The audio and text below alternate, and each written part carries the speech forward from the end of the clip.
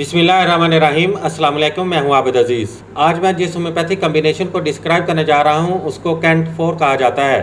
Cantt 4 की composition में जो इंग्रेडिएंट्स का इस्तेमाल किया गया है उसमें शामिल है acidum lacticum 4x, acidum phosphoricum 6x, aurantium 3x, boldo 3x, मार्टरली 3x, natrum sulph 3x, phaseolus 6x और साइज आईजीएम जेम 3x। मजीद डिटेल में जाने से पहले मेरी आपसे रिक्वेस्ट है कि मेरे चैनल को सब्सक्राइब कर लें, वीडियो को लाइक कर दें और बेल आइकन को प्रेस कर दें।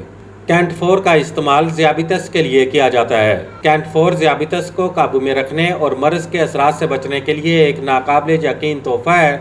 यह शुगर के कंट्रोल की एक तहकीक शुदा मुस्तनद दुआ है।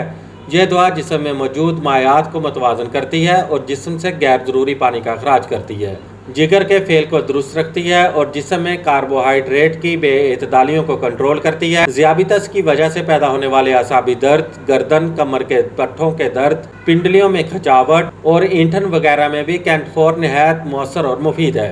कैंट 4 की खुराक का इस्तेमाल कुछ इस तरह से है कि मरीज़ को दिन में 3 बार थोड़े से पानी में 10 कतरे हल करके इस्तेमाल करने चाहिए।